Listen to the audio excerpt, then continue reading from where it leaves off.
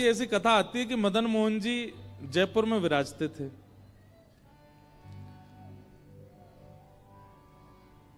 और वहां के राजा जो थे उनकी बेटी मदन मोहन जी की सेवा करती थी।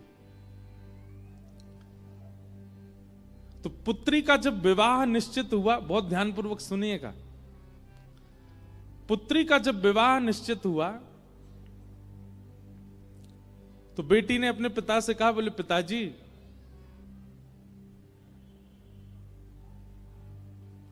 आप कुछ मत दीजिए लेकिन मेरे विवाह में मदन मोहन जी को मुझे दे दीजिए, मैं अपने संग ले जाऊं इनको। तो पिता थोड़े से व्याकुल हो गए, बोले बिटिया तू कुछ भी मांग ले, मदन मोहन जी को मत लेके जा। बेटी ने कहा, बोले कि और कुछ नहीं चाहिए, केवल मदन मोहन जी चाहिए, मैंने इनकी बड़ी सेवा की बचपन से, आप केवल इनको मुझे दे दीजिए। तो पिता और पुत्री दोनों ही सेवा के इतने लोभी थे। देखो वो अपनी बेटी से कहने लगे तू जो मांगेगी सो दूंगा, मदन मोहन जी को मत मांग। तो पुत्री ने कहा, पिताजी आपके घर में पहले से ही गोविंद देव जी की सेवा है, मदन मोहन जी की सेवा है, एक ठाकुर की आप कर ही रहे हैं, एक मुझे दे दीजिए। पिता बोले नहीं नहीं नहीं, तू जो मांगेगी दूंगा लेकिन मदन मोहन जी नहीं दूंगा। बेटी भी बोली मैं भी केवल मदन मोहन जी को ही चाहती हूं और कुछ नहीं चाहती।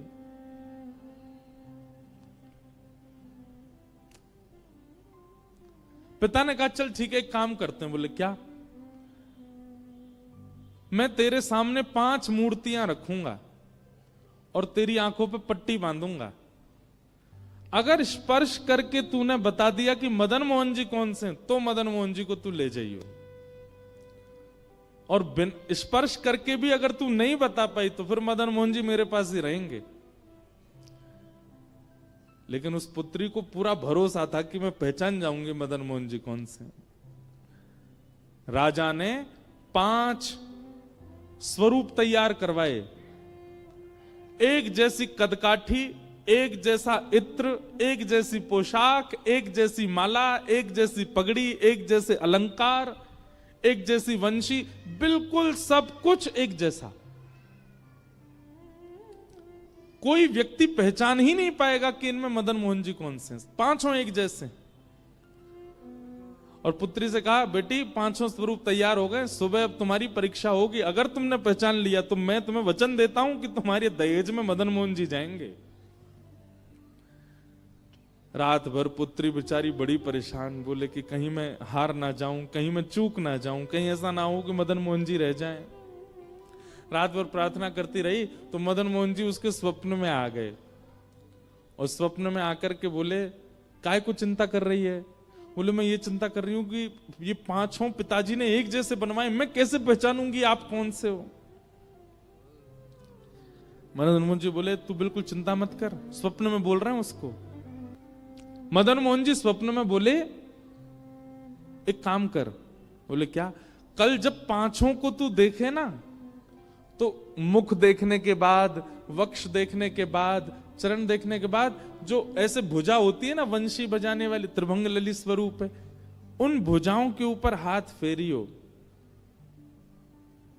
और बोले देखते देखते जिस स्वरूप की उंगली खड़ी हो जाए समझ जाना वही मैं हूं, और तू पिता को बता दियो कि ये रहे मदन मोहन जी। ठाकुर जी ने क्या कहा?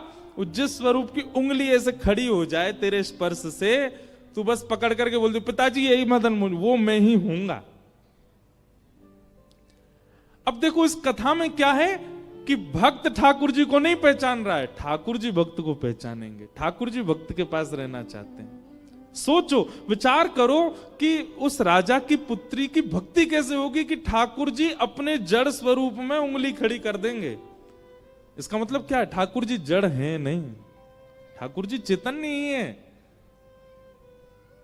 ये तो हमारी भक्ति की न्यूनता, हमारी भक्ति स्वभाव की सूक्ष्मता है कि हमको उनमें जड़ का अनुभव होता है, हमको उनमें जड़त्व का अनुभव होता है।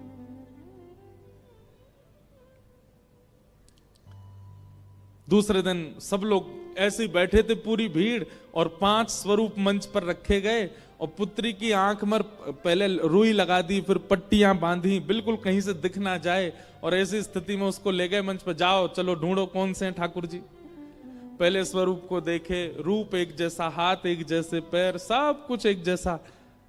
स्पर्श करते करते जैसी उसने वास्तविक मदन मोहन जी को छुआ, सोई मदन मोहन जी ने अपनी उंगली उठा दी और जैसी उंगली का स्पर्श किया उसने कहा, पिताजी ये हैं मदन मोहन लाल जी।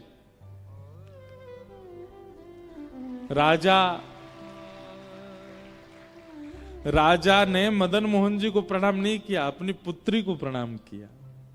बोले, बेटी तूने नहीं पहचाना है, उन्होंने पहचाना है तुझे।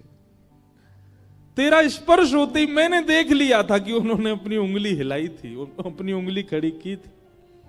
इसका मतलब तू नहीं ले जाना चाहती है उनको, वो जाना चाहते हैं तेरे साथ में। तू ले जाना चाहती तो मैं नहीं देता, लेकिन वो जाना चाहते हैं इसलिए मैं नहीं रोकूंगा। और अपनी पुत्री का विवाह करके एक पालकी में पुत्री बैठ करके गई और दूसरे रथ में महाराज दहेज में ठाकुर जी मदन मोहन जी कहां गए? करौली, राजस्थान। राजस्थान में करौली, जहां आज भी मदन मोहन जी विराजते। ठाकुर जी दहेज में आए। ऐसी भक्ति कब प्रकट होती है? जब ठाकुर जी के प्रति चैतन्य भाव हो।